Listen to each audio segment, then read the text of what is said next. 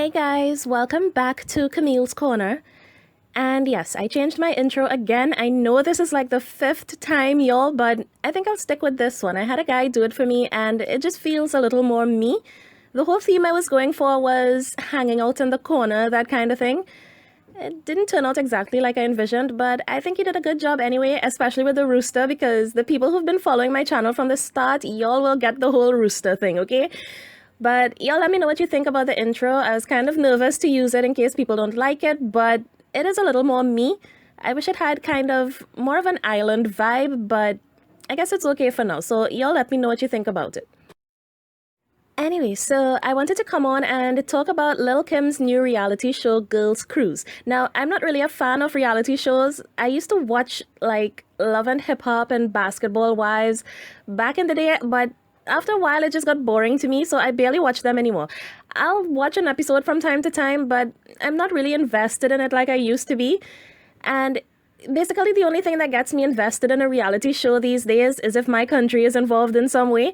Then I want to see everything. So when I heard that Lil Kim was filming her new show, parts of it in Trinidad, I was like, okay, there's no way I can not watch this show, especially since she spoke so positively about us here. I wanted to give my girls some time to let their hair down. And it's a fun, positive trip. We travel the world, go to these different islands. We learn different foods. Whoa. They teach us different cultures. And I want people to learn with us as they watch the show. What was one of the best places that you visited that you love for the food, for everything? Tobago Yeah? and Trinidad. Oh, wow. Oh, my gosh. Trinidad, they have some amazing food. We were there for Carnival, and we explored the island, and we found out so many different things. And, you know, the culture is just it's so interesting, and it was so much fun to learn the type of foods they eat, the type of, things they do for fun, the type of things they do for So survival. I'm gonna watch this entire season, but I don't know if I'm gonna be reviewing every episode because I don't know. I don't think I'll be that invested in it, but I will watch and see what interesting comes out of it.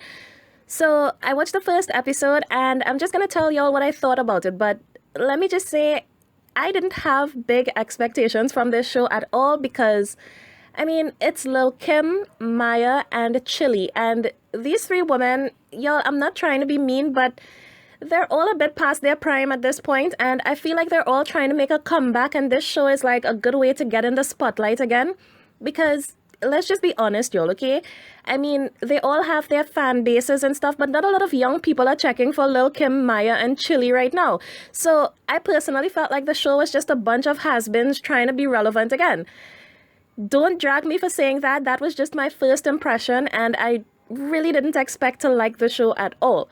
So anyway, the show is about Lil Kim taking her friends Maya and Chili and a bunch of their other friends on a vacation on this huge yacht, and they're just like cruising throughout the Caribbean. Now, I'm not really familiar with any of the other people on the cast, but there's Tiffany, who is supposedly Lil Kim's BFF. And then there's Charlie DeFrancesco, who is Marc Jacobs' fiance. And then there's these two women, B. Simone and Pretty V from Wild 'N Out.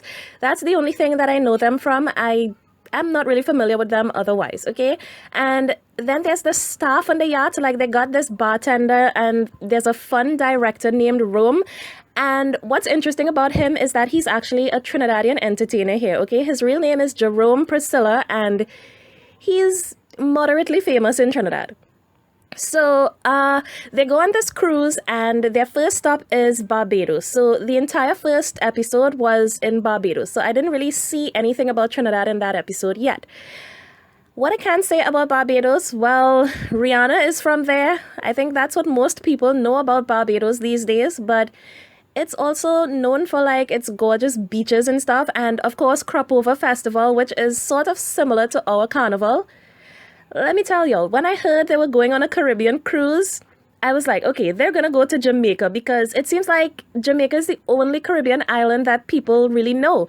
So I was glad that they went to Barbados. Not that Jamaica isn't a great place to visit, y'all, but I just feel like everybody knows Jamaica already. So I like that they visited like the lesser known islands.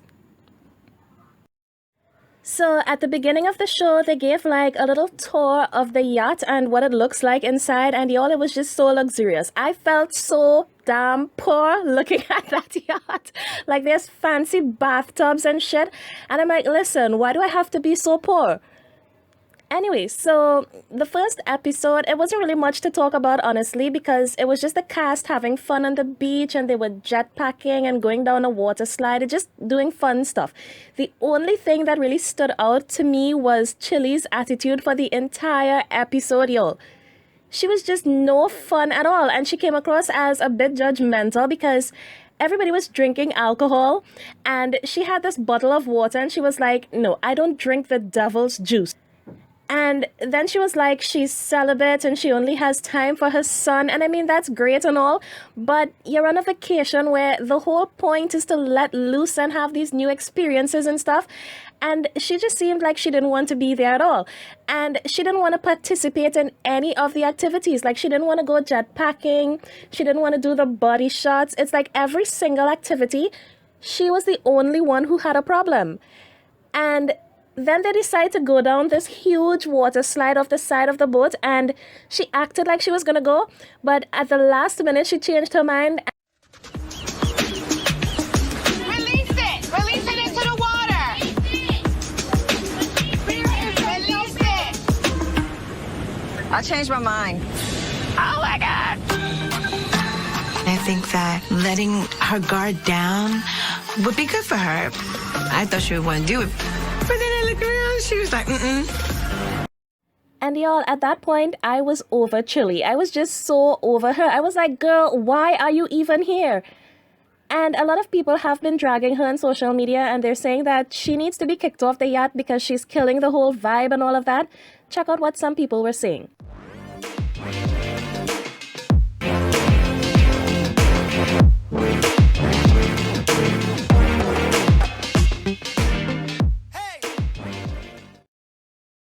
And I mean, I do agree to an extent because she does seem kind of boring and she does seem like she doesn't want to be there at all. But I'm going to give her the benefit of the doubt because this was the first episode. So maybe she will lighten up a bit in the next few episodes and we'll get to see a bit more of her personality. So I guess we'll just have to wait and see. Anyway, what I took away from this episode the most was the fact that there was no drama. Like, there was no drama whatsoever. And that's really unusual for a reality show because nobody was throwing shade at anybody. Nobody was bad talking each other. Nobody was cussing each other out. Nobody was fighting. Nobody was throwing drinks. Nobody was shaking the tables. It was just a group of girls just having fun and genuinely enjoying each other's company. But I wonder if the show's ratings are going to be good because, I mean, drama is what sells. And I'm not sure people like Lil Kim, Maya, and Chili have enough star power by themselves to keep people interested in a show like this without any drama at all. I know that's unfortunate, but it's true. And, I mean, the reason why people love Love and Hip Hop and the reason why that show has survived so long is because of all the drama that people tune in to see. So a reality show without any drama at all, I don't know if it's going to be successful. And, you know, I see a lot of people saying that it was boring, and I get that. It kind of is because it is the drama that makes things interesting. But I don't know. I think we need more reality shows like this where, you know, celebrities are normalized and we kind of get a glimpse into their lives without all this foolishness involved. So I liked the episode. I did think that Chili was a bit boring, but I didn't miss the drama at all. So, I don't know, yeah, I liked the episode.